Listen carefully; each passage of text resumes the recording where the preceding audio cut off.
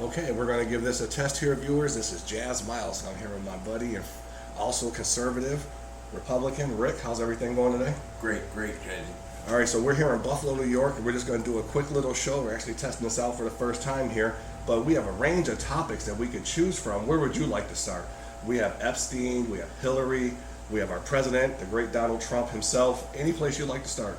Well, how about illegals voting? How about the Census 2020, where the Democrats are up in arms about one question: are you a United States citizen? What's wrong with that? Right, so for our generation, for years, or for every 10 years or so, we get this U.S. Census. We had to answer the question, and I have no problem answering because I am a U.S.-born citizen, you know, that kind of thing, born right here in Buffalo, New York. But you need an ID for everything in this country, so why is voter ID such a problem, you know? I don't understand it. I have to go to Rite Aid and show my ID for a cigarette lighter, or my beer, or whatever. But you can go to any voting booth, per se, and you're not asked for ID at all. So how many times do these people go from one voting station to the other and vote here, vote there? And I believe that America is really at this point under siege. Oh yeah. By the Democrats, because they don't want legal voting. There is nothing wrong with that. There's so much capabilities to have that scan. How about a fingerprint scan or an eye scan? One person, one vote. That's the way it should be here in America. Right. You know, not stacking the deck like Democrats want to do. And when you say under siege, one of the things I've often said, even recurring to our city of Buffalo, regarding Buffalo, the difference between under siege and taken hostage is when you're under hostage situation, you know who you're negotiating with. When you're under siege, who are you negotiating with? Well, see, a hostage situation, you know who you're negotiating with. Yes. When you're under siege, who do you negotiate with? There's nobody, because we don't know. The only ones I can really point the finger at right now are those four congresswomen right now. Oh, the squad? Yeah, the squad, or I call them the Sisters of Jihad, you know. But that's my opinion. Because right now, I mean, they're all up in arms against Israel. I mean, Israel has been our ally since its conception in 1948. Right. But the bottom line is, any country that don't want you to come to their country should have the right for you not to come to their country. I mean, when you look at it like this, could you get on an airplane right now and just decide you're going to fly into Canada or Russia, Italy, or any place without setting it up ahead of time or having a reservation? Yeah, you have to. Right, you can't just land anywhere. Right, and if I was a Christian and I landed in one of those Middle Eastern countries, I'd be worried as worried as hell, because I don't know, but from President Netanyahu, I believe he was totally right for telling them women not to come there, because all they were going to do was cause problems in his country, and they already have enough problems. Right, or use it for their own political gain. So let me ask you something else here, switching a little topics. So the Eric Gardner police officer was fired yesterday. And there's some people saying he shouldn't have been. He's going to appeal the decision. I just want to get your thoughts, having a law enforcement background of some kind, what you would think about that scenario of the New York City police officer being fired yesterday for the death of Eric Gardner, for being put in a chokehold where you're saying, I can't breathe 11 times. Well, I know that as being in the law enforcement that I'm in, I cannot grab anybody by the neck and choke them. I think that if it's proven, which it has, that he did a technique that was not supposed to be done, then he's just lucky that he's not in jail. He should just go away and walk away with being fired. All right. Now, I'm watching Morning Joe with Joe Scarborough, probably one of your favorite people there coming out of Florida. He was a former congressman or senator at one time. But he was saying, this was so obvious. What took so long for the decision?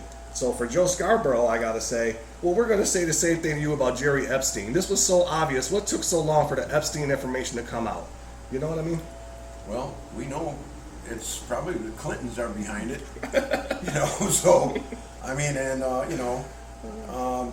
mean, that picture of Bill and Hillary. That's horrible. Boy, that's horrible. That was like Epstein, I think he had the goods on Bill and Hillary for that matter. But the man, that's a mysterious death. I says, he should have been under watch. It's very, I don't know, it just looks very odd that, a guy like him, who's a high profile person that's in jail and he wasn't watched 24/7, that he may commit suicide, Right. which I think he did it. My No. personal opinion. And on my other side of that, I'm also saying, so the news media kept us under conspiracy theory for about 2.5 or 3 years, saying that our duly elected president was a spy for Russia. And now we said, that's a conspiracy theory. You guys are lying. But they kept it going for 2 years. Now Epstein's suicide leads to suicide, and for some reason the news don't want to carry that as a conspiracy theory. They just want to go with straight suicide. What do you think about the mainstream media? Mainstream media is just a tool for George Soros, people like Governor Cuomo, and all those. And his brother Fredo.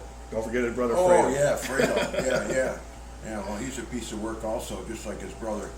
But the thing of it is, let's talk about corruption. You know, all the people around you, Governor Cuomo, man, have gone to jail for some sort of tax evasion or corruption or whatever.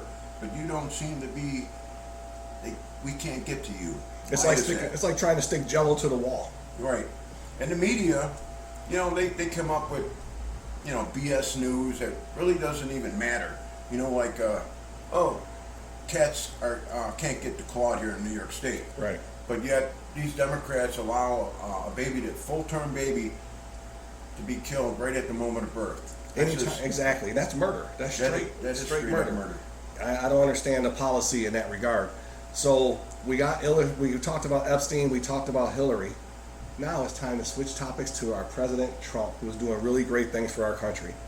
I love President Trump, and I think that if Hillary would have won, I says, in my opinion, this country would have been in the crapper. It'd be just like Venezuela right now. All right. I says, Donald Trump has done so much. He stood up to China and the trade wars and all the lopsided trade. Look at our economy now. Jobs are like, there's more jobs than people almost right now. Hey, did you survive the one-day recession last week? There was a one-day recession in this country and the news media went crazy. Yeah. Can you believe the news media is calling for people to lose jobs and to have a recession in this country so we can get rid of our president? I believe they don't care. They really don't. It's all about getting rid of Donald Trump. Right.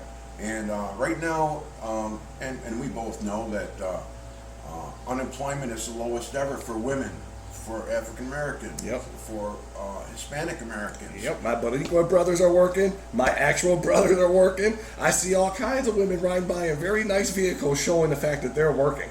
Yep, and I also believe that, you know, Donald Trump also believes that women should get the fair share of, if a man's got a job and they're both doing the same thing, they should get paid the same. Right.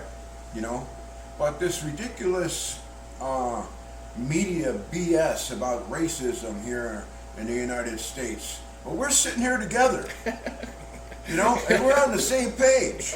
And I don't even really notice or even care, because all of my life has only gone one way, and that's the way you try to make it or the way people try to stop you from getting it to be. So if you work more on how you want it to be, there's fewer people that can stop you from getting it that way.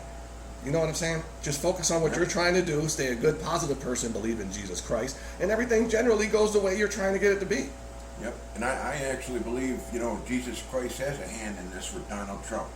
He came here to help our country because, you know, a lot portions of our country is a Sodom and Gomorrah, and that's sad to say. Right. You know, but the thing of it is, it's like the people who are poor and who are in the inner cities, the Democrats that control those cities, they're not really taking care of them. Baltimore, Chicago, Buffalo, you know, go around. Now, one thing I got to say. LA. I will say this about the city we live in. Byron Brown, a man I interviewed when he first got into office, has done 80-something to 88% of what he said he was going to do downtown, business-wise. We have our beautiful medical district. He's fixed up the waterfront. So Correct. He is one Democrat that I can say that manages the city business-wise as well as he possibly can. But every city has crime, every city has rats, and there's a few things in our own city that we would like to see better or taken care of in a better fashion. Well, I've always supported Byron Brown. You know, when I was on the Erie County Committee of the Independence Party, we always gave Mayor Brown the endorsement. Except the one time when an actual independent named Charlie Flynn, who ran against Byron Brown. Of course, Byron did lose that primary, but he did, of course, win. Right. And Well, he has a very strong following here in the Yeah. Western New York or in the Yeah. Buffalo area. But he also comes up, let's say, in a possible conversation with Hillary, because Byron was going to be the senator for New York State. John F. Kennedy Jr. was going to actually run. But we know what happened when John F. Kennedy Jr. died in a plane crash. So Byron Brown was going to be the next one up, and Hillary talked to him, convinced him, asked him something, and he was all of a sudden junior senator and mayor of Buffalo for 16 years, while she went on to be senator. Yes, yes. I have no qualms with the mayor. Oh, no. I think that he is doing a fantastic job. I'm pointing out how far the Clintons' tentacles reach.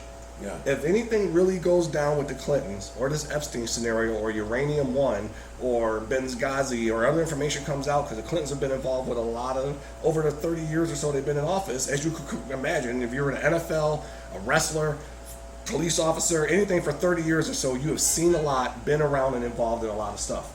Right. Their tentacles reach all the way here to Buffalo, Niagara Falls, and other places. You know what I mean? I understand what you mean. Because, 91 people seem to have died in mysterious ways when they crossed the Clintons. Right. So that's fact. Right. I hope I ain't 92. Cool. So we're going to take a quick break right here. We'll be right back on this political talk coming out of Buffalo, New York. This is Jazz Miles and my man Rick America. We'll be right back. All right. God bless America. To just be grossly generalistic, you could put half of Trump supporters into what I call the basket of deplorables. 1, 2.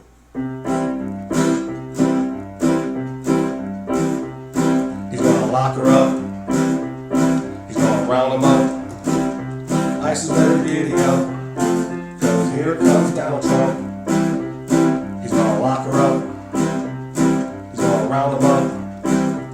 ISIS better giddy up, 'cause here comes Donald Trump. Here he comes to save the day by restoring the old American way. You wanna make America great? Vote Donald J. Hillary committed perjury right before our eyes. She kept the truth from the Benghazi families and never apologized. She'll take away your liberties, your privacy and gun rights too. Said, isn't this the same family that gave us the 3 strikes rule? He's gonna lock her up. He's gonna round him up. ISIS better giddy up. Here comes Donald Trump. Come to save the day by restoring the old American way. Remember November 8th, vote Donald J. History always teaches me that tyranny is not kind. They're going forward with their new world order. Can you tell me what's on their mind? They took away Bernie Sanders' only opportunity. I said, if that's how they're treating their friends, how they're gonna treat you and me? He's gonna lock her up. He's gonna round them up. ISIS better giddy up, 'cause here comes Donald Trump. Here he comes to save the day by restoring the old American way. The only thing left to say is build that wall. He's gonna lock her up. He's gonna lock her up. What difference gonna at lock this her up. point does it make? He's gonna lock her up. He's gonna lock her up. He's gonna lock her up. He's gonna lock her up. Cigar delivery for a Mr. Clinton.